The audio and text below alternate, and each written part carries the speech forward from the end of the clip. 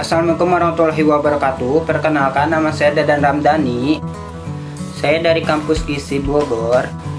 Di sini saya akan menjawab pertanyaan-pertanyaan yang ada di tugas keahlian negosiasi saya dan sedikit menjelaskan tentang bagaimana berkomunikasi secara verbal dan non-verbal dalam bernegosiasi bisnis. Yuk langsung saja ke pembahasannya. Pertanyaan pertama yaitu jelaskan bagaimana pemahaman komunikasi nonverbal dapat meningkatkan kemampuan Anda berkomunikasi. Ya saya jawab, pemahaman pesan nonverbal dapat meningkatkan kemampuan kita dalam berkomunikasi. Karena komunikasi adalah pada dasarnya tentang menyampaikan dan menerima informasi. Komunikasi tidak selalu harus melibatkan bahasa verbal. Bahasa nonverbal seperti tulisan dan gerak tubuh atau gestur juga dapat membantu kita dalam meningkatkan kemampuan berkomunikasi. Meski tidak disampaikan dengan bahasa, pesan nonverbal menyampaikan inti yang sama persis dengan pesan verbal. Selain itu, tak sedikit orang yang mengekspresikan dirinya, situasi yang dihadapinya, hingga pemikiran ke dalam bentuk pesan nonverbal. Oleh karena itu, untuk mencapai komunikasi yang efektif dan meningkatkan kemampuan dalam berkomunikasi, pemahaman pesan nonverbal sangatlah penting.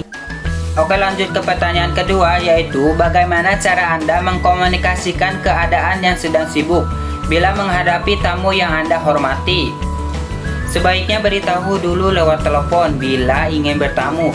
Bagi orang yang dikunjungi, ini jadi semacam pemberitahuan, dan dia akan merasa dihargai bila ditanya lebih dulu.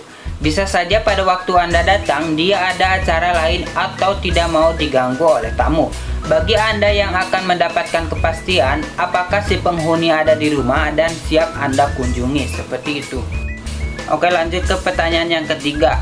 Jika Anda mendatangi atasan, mengetuk pintu dan Anda dipersilakan masuk, pada saat itu Anda melihat atasan Anda mendatangi Anda dan tidak mempersilahkan Anda duduk. Apa kesan yang mungkin Anda tangkap? Oke, saya akan jawab. Pada saat itu, tetaplah diam dengan posisi badan yang sempurna. Kesan saya itu mungkin atasan saya itu lupa memberitahu kepada saya untuk mempersilahkan duduk. Dan dari saya juga akan memberitahukan kepada atasan saya untuk apakah saya diperbolehkan duduk atau tidak, seperti itu.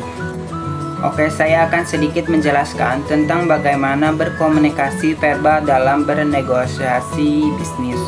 Komunikasi memiliki peran penting dalam dunia ini.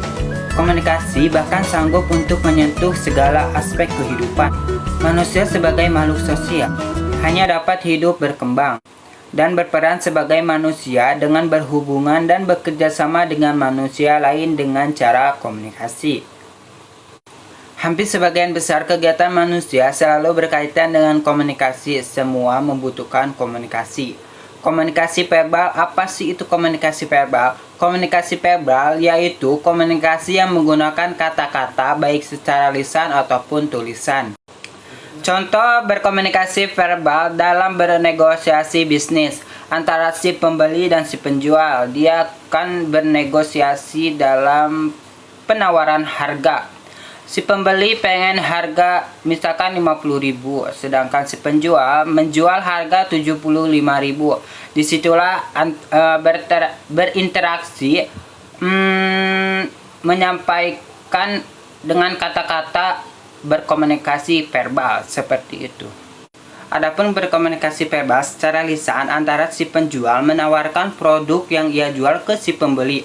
Nah, disitulah saling berkomunikasinya antara si penjual dan si pembeli, seperti itu. Oke, sekian penjelasan dari saya, semoga bermanfaat, dan apabila ada salah kata ucap mohon dimaafkan. Terima kasih. Wassalamualaikum warahmatullahi wabarakatuh.